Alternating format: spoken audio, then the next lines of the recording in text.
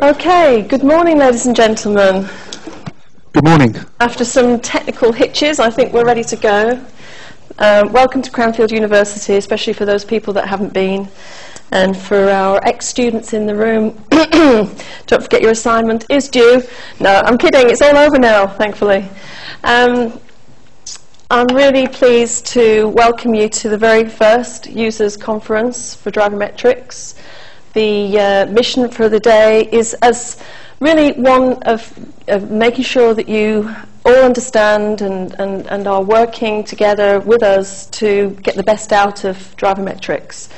There are people in the audience who are existing clients, some that are thinking about it, but whichever way you're coming to DriverMetrics, we're welcoming you, and hopefully you'll find by the end of the day all your questions are answered and everything that you need to know you have found out. So, Neil? Hello, yes. I'm Neil Godfrey. You know who Lisa is, but I'm Neil Godfrey. Some of you may have had some dealings with me. It's nice to put a face to the emails that I've had with a lot of you. I probably know about half of the people here. I've met about half of you, but it's very nice to see you. Julie, the other member of our team who works on DriverMetrics, a lot of you will know, particularly on research and technical implementation. Unfortunately, Julie's unable to come today. She's unwell. So Paul Crozer's come along. Paul looks after the technical side, and he knows the DriverMetrics technical system better than anyone else because he built it. So I'm sure Paul will be able to help with any questions we've got and also talk about future developments that we have for the site. Okay, right. So if I just would like to set the agenda by giving you some of the aims and objectives for the day. We intend and will host this event every year, and we expect that it will grow and develop. And the purpose really is to give updates on the latest research in the field that we're involved with, enabling DriverMetrics users to get the most out of the system and understand and disseminate best practice, and also, of course, to agree a 12-month program. So we're hoping at the back end of the day that you will be able to add your input into what it is you'd like to get out of our system, and then we can plan our 12-month program, because as you're aware, we're constantly updating and working with the system. So get your thinking hats on and give us your ideas for later that you would really like to see us being able to offer you. So the agenda for today is, first of all, I'm going to do a very brief introduction. I don't know if Neil's going to do a very brief introduction. No, he's not.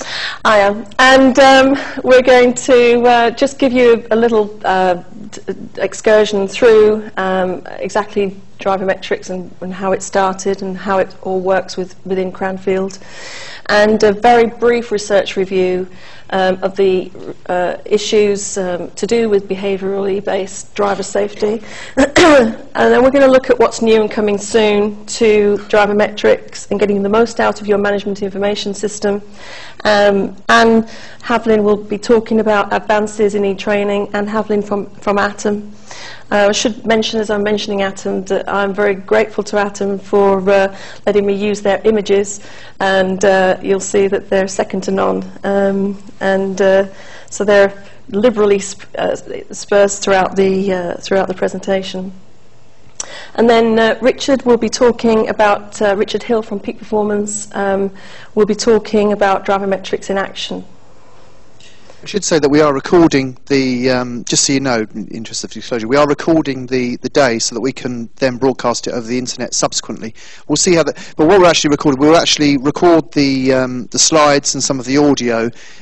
In the interests of your confidentiality, we won't actually use any of the Q&As that we might have. So if anybody wants to have put some input in, you can be assured that we'll keep it confidential. So we won't actually use that in the subsequent broadcast. But it will enable you to perhaps share some of the content with your colleagues who are unable to make it, or maybe in other locations. So we're actually trialling this method. Actually, I've never used it before, but essentially it enables us to capture the slides and the audio and even some of the actual video. But we'll see how it goes. We'll actually edit it up so that it's not using any of your questions, and hopefully that'll be a good template to actually disseminate to people that can't make it today. So left side, soft focus, no pressure. Lisa is the only person on camera at the moment because it's up there, so it's absolutely... Okay, next slide. Another area that we're going to be covering today is how to best implement the DRI within your workplace. Several issues that are things that you should be aware of, and especially if you're considering rolling out in the not too distant future. What's new and coming soon. And then after the coffee break in the afternoon, we're going to have an open forum which will be an opportunity for you to tell us what you would like out of DriverMetrics, what we can do to help. With any luck, we should be finished within half an hour of the break. So I'm expecting by about 4 o'clock we'll be able to start leaving, obviously. If there are any one-to-one questions, then please, Neil and I, or Paul, Richard, we're here to talk to you. Okay.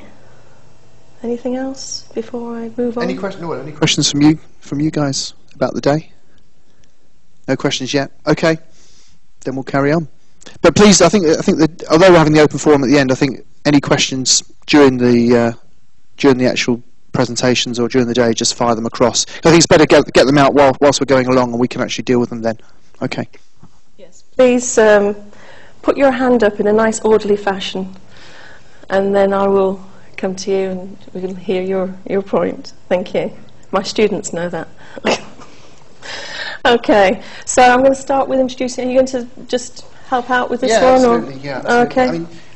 I guess everybody here has come at this from a different angle. Some of you are very recent, and some of you have been with us perhaps since the very beginning, particularly Richard Hill from Peak Performance and Paul Crozer from Skylark. But the actual DRI, Lisa has been working on it since 1986, which seems an awfully long time. Very old. But so that was effectively, I guess, the assessment was a paper-based assessment for the first 15, 20 years of its life. It was only really online technology that enabled us to see an opportunity to make it more widely available and to scale it up. And so in 2006, Cranfield University, we should always point out that DriverMetrics is owned by the university, invested some capital to develop DriverMetrics in line with Cranfield's mission, which is to apply its research. That's one of the things that makes Cranfield different from other university. And we're affiliated clearly to Lisa's driving research group based here at Cranfield. And every time I look at that number, it goes up. We've now completed over 100,000 profiles. We've ended up with a range of different variants for the DRI, the most recent one being for truck. So we have fleet, truck, bus, tram, taxi, police, fire and ambulance. So we have, a wide range of variants, and I think where we are now as a business, that we have a robust technology platform and a robust research base, and we've obviously worked with a variety of clients. We're mainly focused on the larger clients, but we have experience implementing internationally, for example, with Unilever. We've implemented in over 20 countries worldwide with translations and benchmarks. So we're at the point now where I think DriverMetrics is, I think it's fair to say, well established, Lisa. Definitely. And I should say that for all those different variants, there has been an independent research program. So, for example, in the audience, we've got a couple of students that were busy helping the development, for example, Yanis on the Truck Driver Risk Index and Gareth on the Police Driver Risk Index. So there's been quite a lot of research, not only in terms of our research team, but also the students and the thesis and the work that they've been doing too. So I much appreciate their support. And we should probably also acknowledge the organisations that have funded the different variants of the DRI, because we've worked very closely with Peak Performance on the Fleet DRI. The Police DRI was funded by the Home Office, the original research. The Fire Appliance DRI was funded by West Midlands Fire Service. The Bus DRI was funded by Arriva. So there's been a lot of input from external organisations into funding the research to get some of these assessments off the ground in the early stages. Okay. For those of you that are not aware of the basic structure, the foundational aspects of the DRI, there's a long-term history to it, which I haven't got time to go into, obviously. But essentially, we have it set up into 4 different sections. The first section looks at situational risk. This is a common way in which you're assessing drivers, looking at their age and their driving experience, their mileage and so on.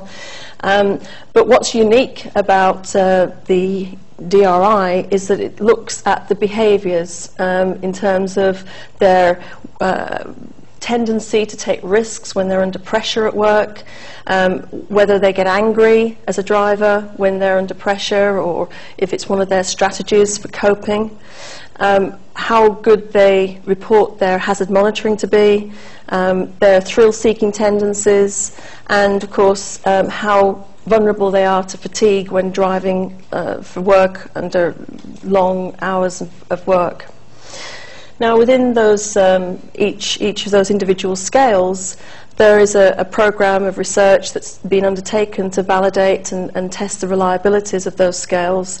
And so we know that people who are prone to aggression are also more likely to overtake at risk, or more likely to speed, and so on.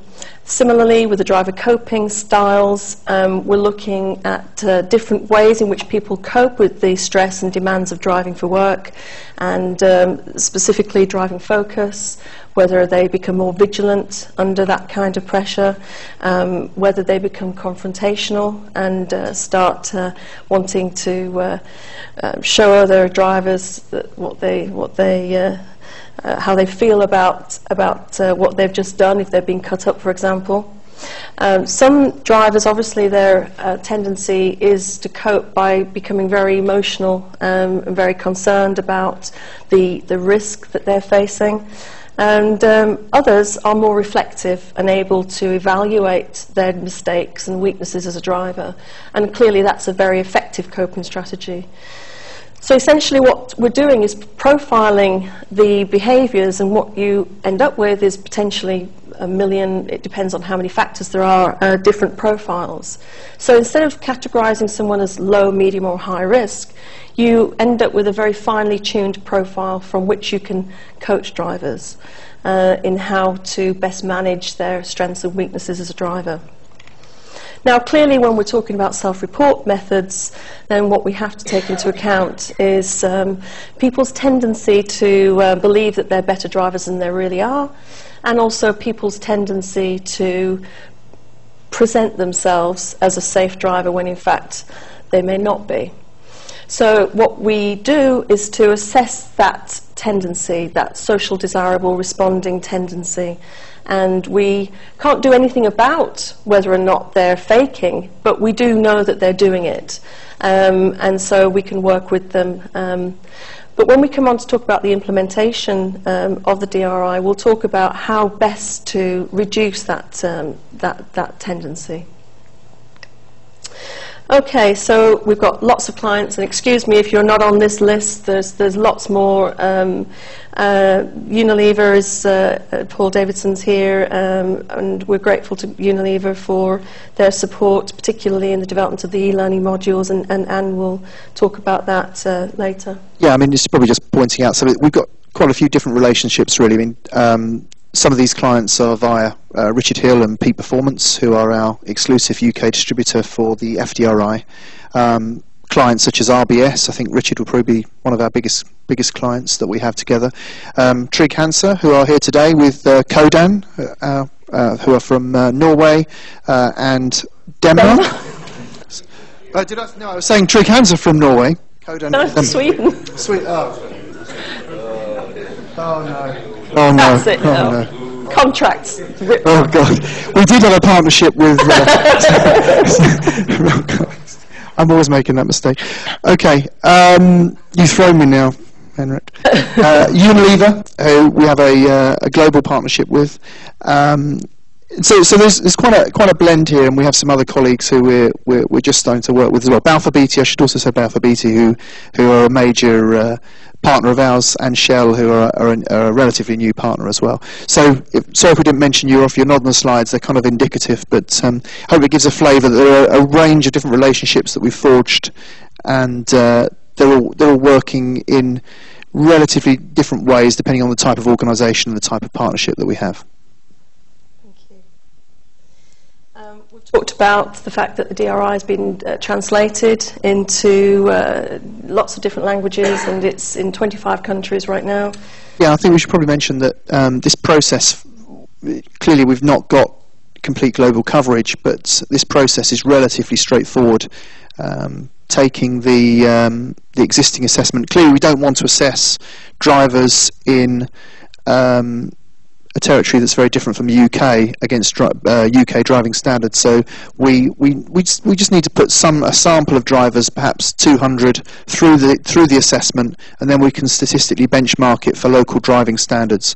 And then there's also the second element of implementing in a new country is the translation element, which is again relatively straightforward. So actually we tend to do it on an ad hoc basis as and when required, and it's an ongoing process happening all the time. And no doubt a topic for conversation after, when we have the open forum. Essentially, the rationale for our intervention is that we start with using the DRI to identify the strengths and weaknesses that a driver has in terms of how they come to the driving task. And we use the management information system to review the whole fleet. And then we have a process whereby we act on what we see in that review process. So the process is something like this, where you are involved in assessing the drivers, then there is a review process, and then there's some kind of form of intervention. And the form of intervention can take many shapes and sizes, and we'll talk about that in a minute. What we do is to ensure that every client is dealt with in a different way. I don't think there's any two clients that are the same, and I'm sure Richard will talk about this when he comes up. But what we do know is that it works, and the reason we know it works is because we have client relationships with us now for many years, and it's growing all the time, because they know that the investment that they make saves them the money that they've invested and much more. So there are lots of case studies, and Richard will talk about some of them. Unfortunately, a lot of them are commercially sensitive right now, but I'm hoping that in the fullness of time there'll be a good news story that we can start to promote some of these case studies. Okay, well, I think it's now my turn completely, so thank you very much, Neil. Thank you. Okay, so I'm going to give you a review of the more recent research in reducing fleet crash risk. There's an awful lot to say, but what I'm going to do is stick to the main points. And what I'm particularly interested in doing is focusing on the future, because it strikes me, having a sort of an overview of the field here, that people tend to do what they've always done because it's safe, and whether or not it's effective is a different matter. So, for example, some of you will be aware that a lot of the research on driver training, where there is a focus on the physical skills of driving, the research tends to suggest that this isn't terribly effective. The reason being, of course, is that when you have a driving instructor sitting next to you telling you how to drive, that then what they actually do once the driving instructor isn't there is a different matter. So what the driver training field fails often to take into account are the tendencies, the behaviours, the personalities, the emotions, the moods, the situational aspects, the triggers, what they're actually doing on their journey. There's a whole heap of risks that a driver engages in when they're driving for work, which is not considered in the traditional approach to driver training. And that's what makes DriverMetrics unique and always has done. So what I'm going to focus on is not so much reviewing that research, but talking about specifically what we can do about it and what we are doing about it. We know that when you assess driver behaviour at work, it can reduce crash risk. There are studies that go back to 1996, control groups, group that's given driver training, intervention only, groups that are given a publicity campaign, another group that's given a workshop-based intervention. And what that research has shown with the control group, where there was no intervention, is that indeed a workshop-based intervention is incredibly cost-effective and very influential in reducing crash risk. And so we know that sitting people in a group, talking to them, getting them to discuss their tendencies, getting them to talk about their triggers when they're driving, what creates the risk for them, is an aspect of the intervention that needs to be strengthened. And of course, we also know that when we look at other safety critical industries, which are far more profitable than the driver training industry, that they focus very heavily on behaviour-based safety approaches. So what I'm going to talk about is what is behaviour-based safety. I think there are often some a lot of misunderstanding about what behaviour-based safety actually is. And some industries may think that they're engaging in behaviour-based safety, but they may well not be. So I want to talk to you specifically about that topic. There are 9 principles of behaviour-based safety. The first principle, and these are tried and tested principles based on decades of research in behaviorism, conditioning, how learning takes place, and so on. The very first principle is that you must set goals for what it is you want to achieve. Now, if that information is not communicated to your fleet, then they don't know where they're heading. So set the goals for the behaviours that you want to achieve. Secondly, give information on the behaviours that increase crash risk. Again, this is something that unfortunately many companies don't do. They should really make sure that they properly analyse their crash database so that they're aware of what it is that they are most likely to see their drivers being involved in, what kind of accidents they're most likely to see their drivers involved in. Every organisation is different. They all have different risk profiles. They all have different safety cultures. They all have different kinds of work. And so, therefore, it's inevitable that they're going to have different types of crashes. Some might find that a lot of their crashes take place in the yard when they're reversing or parking, or others might find a lot of their problems take place at junctions. But until you actually do a proper audit of the crashes that your organisation is having, you won't know.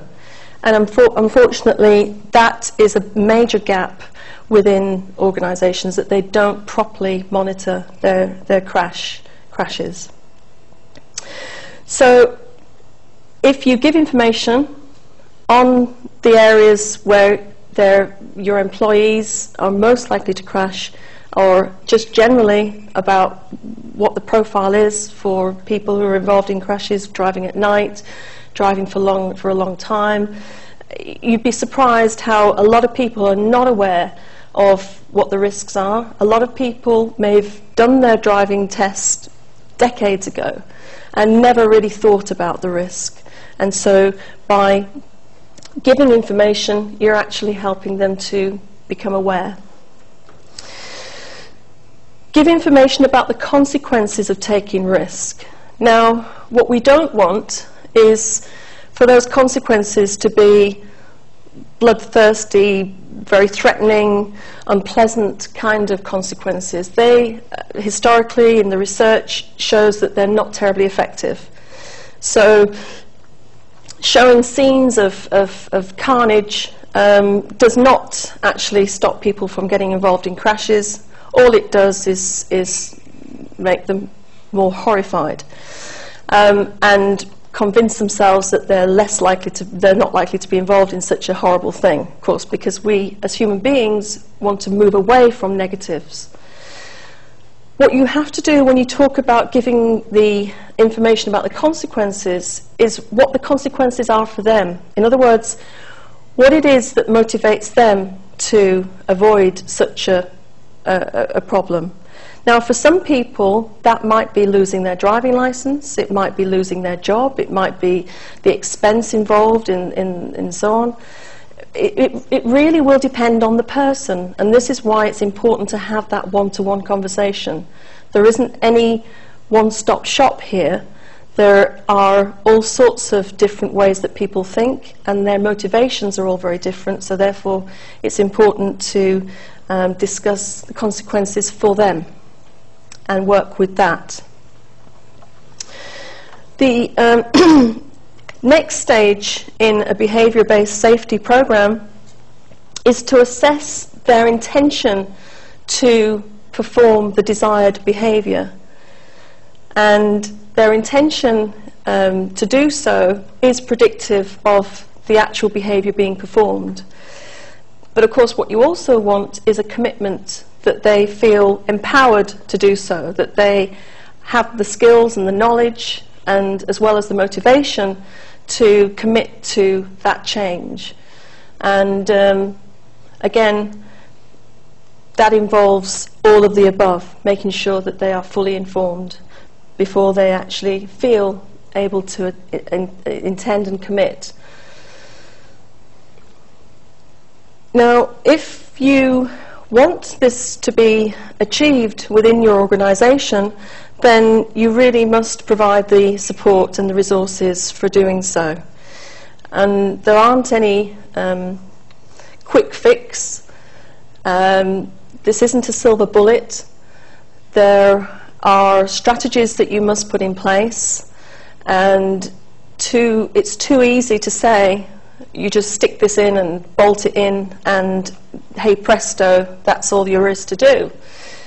Unfortunately, it involves quite a lot of work on part of the organisation itself to embed it properly, to make sure that it's taken up well, because the danger is that it's rolled out in a way where there are misunderstandings and miscommunications, and it's not properly supported by the people that matter. The senior managers, the middle managers, as well as the workforce. And I think Richard will talk a little bit about that, more about that in a bit. One of the other very effective methods in a behaviour-based safety program is to develop stress and time management strategies, because what this enables the worker to do is to work out beforehand a plan of action for when they're likely to engage in some kind of event which is stressful and demanding. So, for example, they're running late on a shift. How do they handle that? Do they respond by trying to speed and take more risks, or do they respond by becoming more focused? And so driver stress and time management strategies are a very good method of underpinning what you've already done in the program.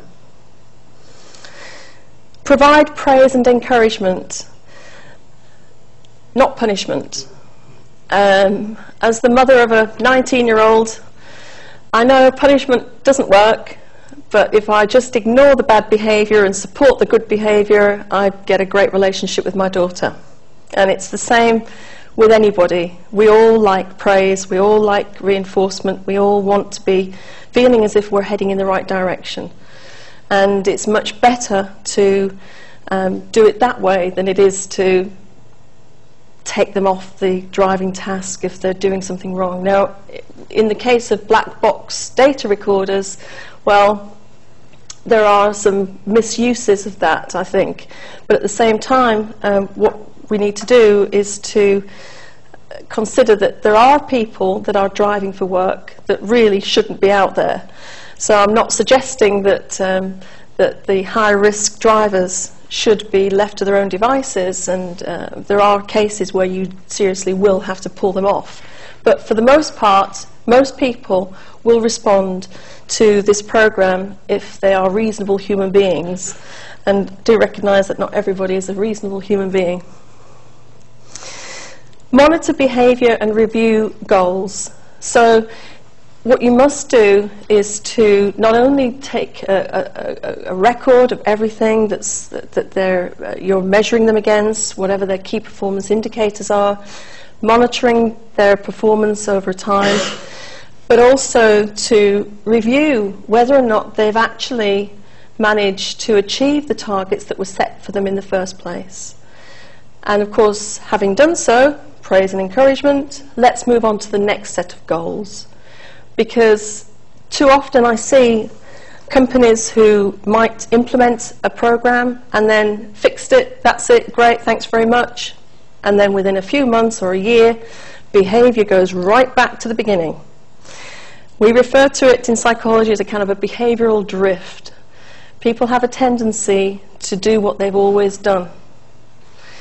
And so you have to keep on top of this, and it's not good enough to just do it once, because of course your workforce is changing all the time, and you've got to keep on top of this with constant evolving goals. And of course, for those people that fall off the wagon, then you must have in place relapse prevention strategies. Any good behaviour-based program will look at what to do for those people that have a moment of madness, and how to deal with it, and how to support them within the organisation. Often these things have to be dealt with as a case by case. Now, in terms of what behavioural interventions you are putting in place, there are a whole heap of them out there, and each of them have their own different advantages and disadvantages. And again, it's a question of what suits your organisation best. And these are some of the possibilities that you could consider. And certainly, you know, something for the future perhaps. What you need to think about is, let's say, for example, driver training simulators.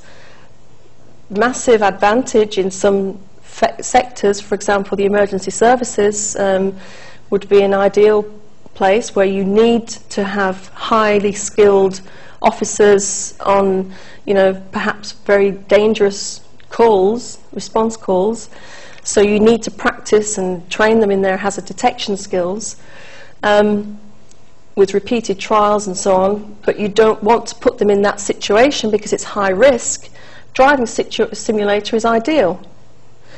The jury is out for driving simulators, really. There has been a fair bit of research on their benefits in driver training, but transfer of training effectiveness hasn't really been shown it hasn't been published yet. It's not in any great detail. The only study conducted has been by TRL, and that was a very small database with immediate effects being shown for eco-driving. Black box is fantastic technology, great possibilities there, and I think watch this space. I think that the manufacturers are making all sorts of mistakes right now, and I think the way that they're implementing them are not necessarily the right way, but let's hope that that is a technology that becomes more sophisticated with time. Training your trainers on understanding the behavioural aspects of driving is really a key competence that they need. Their training in how to be a driving instructor is very different to the kinds of training that I'm talking about. Anyone who's been on the MSc in driver behaviour will know that there's a whole knowledge base that driving instructors are not aware of. So I would encourage, if you have trainers within your organisation, to really look at some of the skills that your driver trainers need to be able to roll out this kind of approach. Driver coaching requires some very specific interpersonal skills, and often with driver training, their background has been very much an instructional one, giving advice, giving information, making sure that people do things correctly. So the focus is very different as it is for driver coaching, which is very much more about using a more psychological approach in getting the best out of people. And so very unique skill set. And so again, driver coaching does require a special kind of driver instructor. And of course, e-training. Really a very effective method. There's now increasing numbers of publications showing that e-training does work, that people do learn online.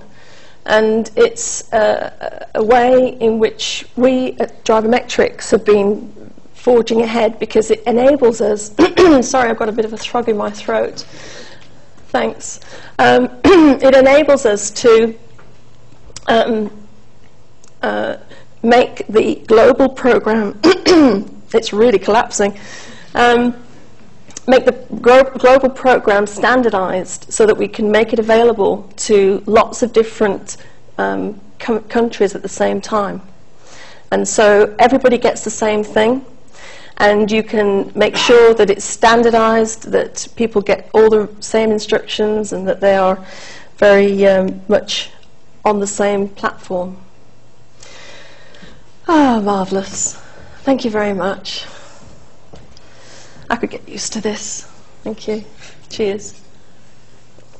I've actually had a bad cold. I thought, you know, Julie's off sick, Neil's not been terribly well, but we're struggling on.